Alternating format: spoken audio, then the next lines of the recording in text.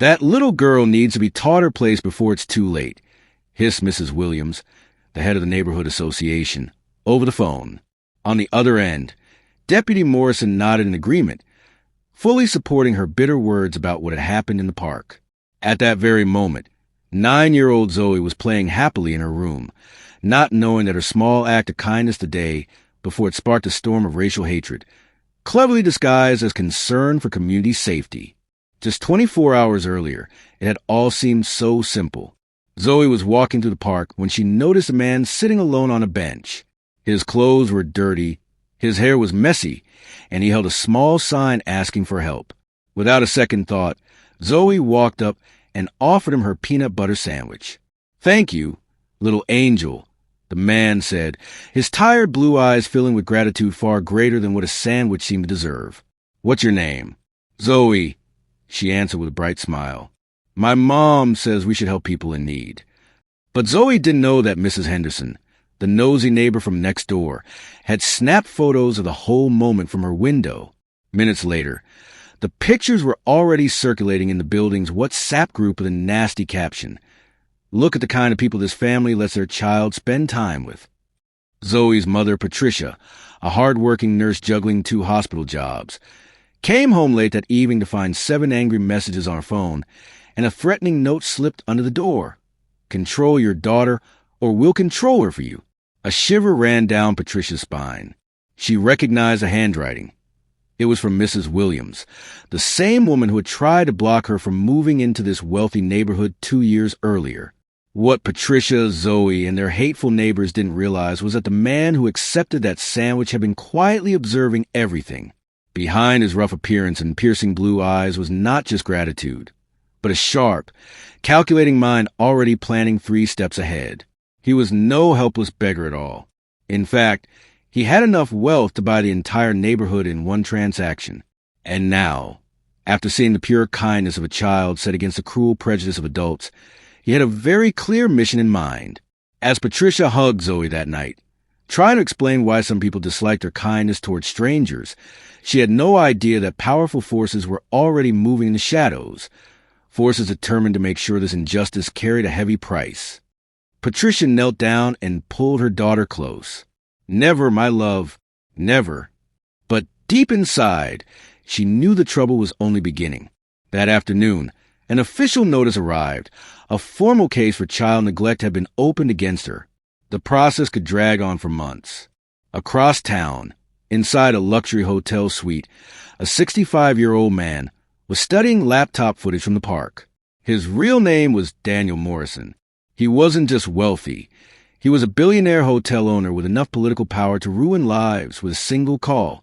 For 3 days, he had disguised himself as a beggar for a documentary project on social inequality.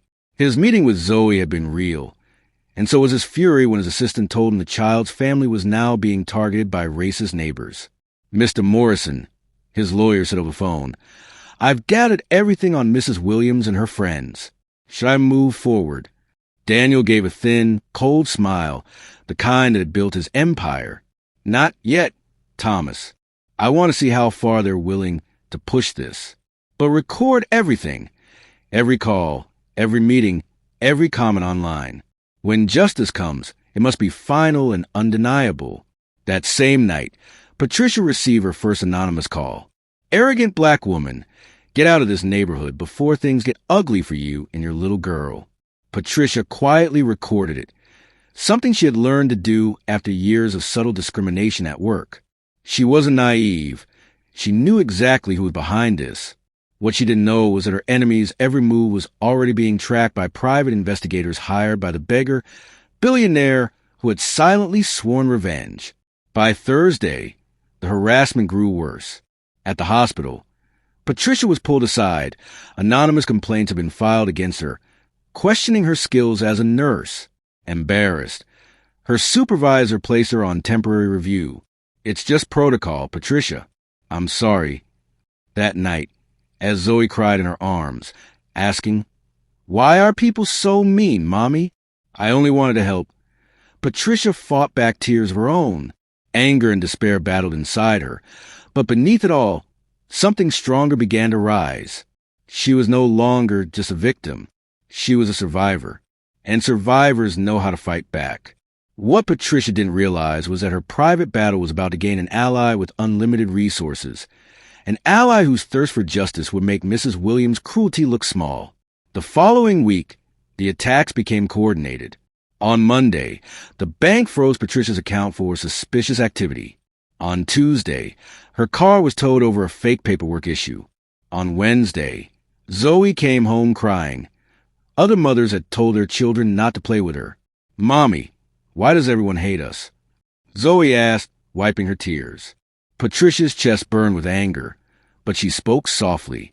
"Sometimes, sweetheart, people hurt what they don't understand, but that won't stop us from being who we are." That night, Patricia called her brother Marcus, a criminal lawyer in New York. "They're trying to break me, Marcus. I need help. Send me everything," he replied firmly. "Screenshots, recordings, all of it. We'll make them pay for messing with this family." Patricia carefully gathered proof. Leaked group chats, threatening calls, fake complaints. She had no idea that Morrison's own security team was also watching, documenting every attack with high-resolution cameras and encrypted reports. "Sir," his head of security said, "it's escalating. Mrs. Williams is leading them. She has ties to the mayor and a local judge. She's using her influence to turn up the pressure." Soon, Patricia faced an angry crowd outside her building. Mrs. Williams stood at the front, holding a sign that read, "Protect our children." Her voice boomed with false righteousness. "This community will no longer tolerate you putting our children at risk. It's time for you to leave." Patricia felt her entire body burn with fury, but she kept her face calm. "And where exactly should I go, Mrs. Williams? The ghetto you think belongs to us." A murmur rippled through the crowd. Some neighbors looked uneasy, but most stood firmly with their leader. Mrs. Williams snapped back, her mask slipping. "Don't twist my words. We just believe people with your values would be happier in different communities." In that moment, Patricia's eyes hardened. Something inside her had changed. "I understand perfectly. Thank you for showing your true colors so clearly." Zoe, who had been hiding behind her mother, suddenly stepped forward. "Mrs. Williams, why don't you like me? I didn't do anything wrong." The silence that followed Zoe's question was heavy. A few neighbors shifted uncomfortably, unable to meet the eyes of a 9-year-old asking such an innocent thing. Mrs. Williams, however, bristled with irritation. Cornered, she snapped. "Listen here, little girl," she sneered. "Your parents should have taught you. There are unspoken rules about who we spend time with. One day you'll understand why some people simply don't mix in a proper society." Patricia's body tensed. She wanted to explode, to shut that woman up in front of everyone. But instead, she kept calm, her mind racing. Every word was being stored away as evidence. "Noted," Patricia said firmly, gripping Zoe's hand. "Every single word." That night, while Zoe was working on her homework, Patricia's phone rang from an unknown number. "Good evening, Mrs. Johnson," said a professional voice. "I'm calling on behalf of Mr. Morrison. He'd like to meet with you tomorrow morning, if possible." Patricia frowned. "Morrison? I don't know any Morrison. He'll explain in person. It concerns the park incident with your daughter last week." Patricia's stomach tightened. More trouble, she thought. Still, she agreed. The next morning, she left Zoe with Mrs. Martinez and headed to the address she'd been given, a sleek office tower downtown. The receptionist guided her to the top floor. There, in an elegant office with glass walls overlooking the city, a man rose to greet her. His hair was neatly trimmed, his suit perfectly tailored, his presence confident. But when he smiled, Patricia recognized those piercing blue eyes. Patricia's jaw dropped. The homeless man from the park. Daniel Morrison. He introduced himself. CEO of Morrison Holdings. "It's an honor to meet you properly, Ms. Johnson." Patricia sat slowly, struggling to take it all in. "You're not homeless." "Not at all. I was undercover, doing research for a project. But when I met Zoe, her kindness was real. And what's happening to you now," his tone hardened, "is unacceptable." Daniel leaned forward. I've had every incident tracked. The threats, the sabotage, the private meetings between Mrs. Williams and the mayor. Documented, recorded, undeniable. He slid a folder across the desk. Inside were transcripts, bank statements, photographs. Mrs. Williams has been taking money from developers. Driving you out is part of a gentrification plan. Patricia looked up, her voice steady. And what do you want in return for this? Daniel's smile was sharp now. Nothing like the grateful look she remembered. Justice. Your daughter reminded me that kindness still exists. Now I want to show her justice does too. The question is, are you ready to fight them on their own level? With far stronger weapons. Patricia flipped through the folder again. Each page was a weapon, a chance to change everything. What do you have in mind? Phase 1 has already begun, Daniel said. I bought your building. Mrs. Williams will be evicted on Monday, but that's only the beginning. For the first time in weeks, Patricia felt strength returning. A small smile crept onto her face. She was no longer alone. She was no longer just a victim. Meanwhile, Ruth Williams woke Monday morning confident as ever, preparing for another round of attacks. Dressed in her best outfit, briefcase in hand, she headed for a meeting with Judge Hamilton, certain she could push through Patricia's removal. For decades, Ruth had gotten her way through influence and threats, and she believed this would be no different. But fate had other plans. Mrs. Williams. Judge Hamilton greeted her, visibly uneasy. We need to talk before the hearing. There have been developments. Ruth stiffened. Developments? I hope you're not backing out. We have solid evidence of neglect. A new voice cut in. Evidence you fabricated, Ms. Williams. Ruth spun around. Patricia was walking into the room, Zoe's hand in hers, flanked by a man in an expensive suit and a team of sharp lawyers. What is she doing here? Ruth barked. And who are these people? The man stepped forward, removing his sunglasses with deliberate calm. Daniel Morrison, CEO of Morrison Holdings. Pleased to finally meet you. Ruth blinked in shock. Morrison Holdings? Never heard of it. And what does that have to do with the filthy beggar that little girl was feeding? Daniel's expression darkened. That beggar was me. Ruth's face drained of color. Her mouth opened, but no words came. For the past 2 weeks, Daniel continued, his voice cutting like steel, my team has recorded every call you made, every lie you spread, every meeting you held with the mayor. Would you like to hear for yourself? One of his lawyers opened a laptop. Daniel pressed play. Through the speakers, Ruth's own voice echoed in the courtroom. These people don't understand. There are natural hierarchies. A black child influencing white children to mix with vagrants. It cannot be allowed. Each word slammed into the room like a hammer. That needs to stop before it spreads, Ruth muttered, her legs suddenly weak. How dare you, she snapped. This was a private conversation. You can't. Daniel cut her off coolly. Can't what? Record threats? Expose a conspiracy? Use evidence collected legally? That's exactly what we've done. Patricia finally spoke, her voice calm but brimming with satisfaction. Ms. Williams, for weeks I watched you lead a campaign of fear against my 9-year-old daughter. Now it's my turn. Daniel's lawyer laid another folder on the table. And there's more.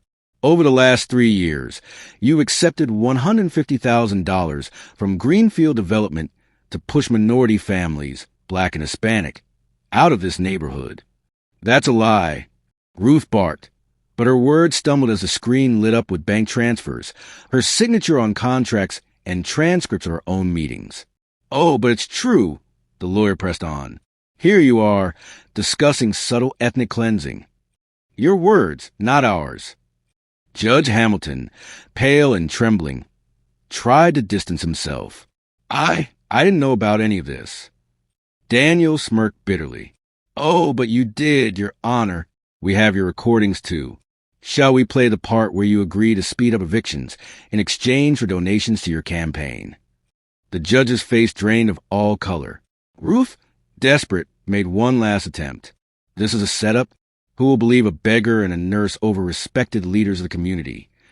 Daniel stepped closer, his icy blue eyes piercing her. Let me introduce myself properly, Mrs. Williams. Morrison Holdings. Net worth, $4.2 billion. We own 230 hotels in 40 countries. And these lawyers cost $3,000 an hour. Before Ruth could respond, her phone buzzed in her shaking hands. She answered, only to hear a reporter's voice. Mrs. Williams, this is KCNR News. We're about to air leak recordings of you running a racist campaign against an African-American family. Do you have a comment? Her phone slipped from her fingers, crashing against the floor. The echo sounded like a final judgment. Patricia folded her arms, a quiet smile breaking through at last. You know, Mrs. Williams, my daughter taught me something that day in the park. She said when someone is hungry, you share your food. And when someone is thirsty for justice, Patricia paused. You make sure they drink their fill. Daniel gestured to his lawyers. Proceed with charges, conspiracy, threats, corruption, racial discrimination. And while you're at it, hand Mrs. Williams her eviction notice. I purchased her building this morning.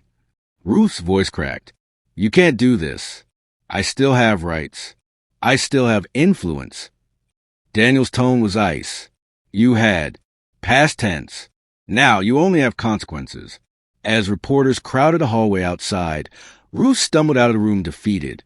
Patricia held Zoe's hand tighter, her heart swelling. Justice had finally arrived.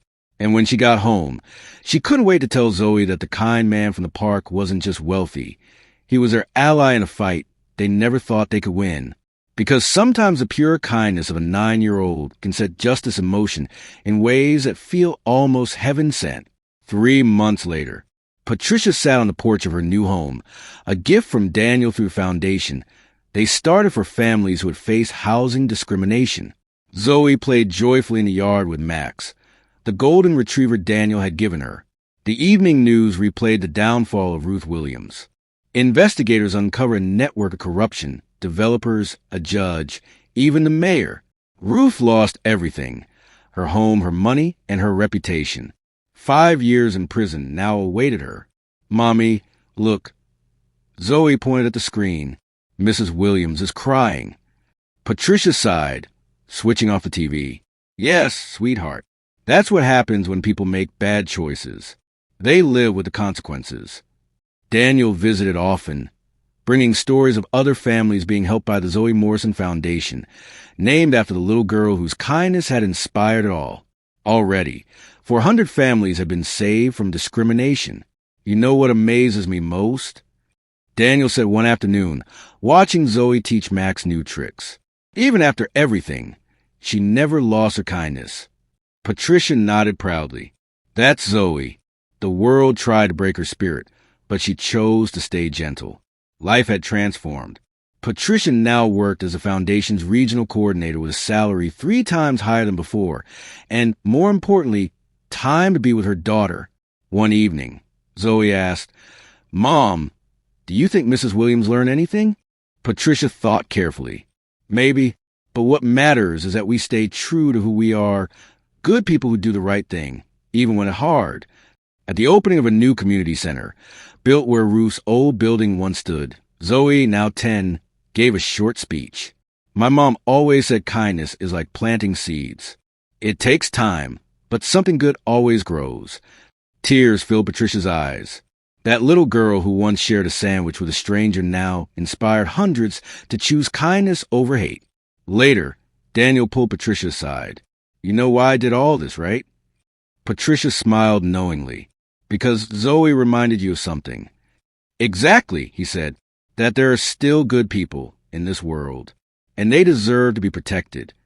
That night, as Patricia tucked Zoe into bed, the little girl whispered sleepily, I'm glad I gave him that sandwich, Mommy. Now we have Max, a new home, and we're helping others. Patricia kissed her forehead. Would you do it all over again? Always, Zoe murmured without hesitation. A child's small act of kindness had toppled corruption, healed lives, and sparked a movement that would help countless more. Sometimes, all the universe needs is one simple act of courage.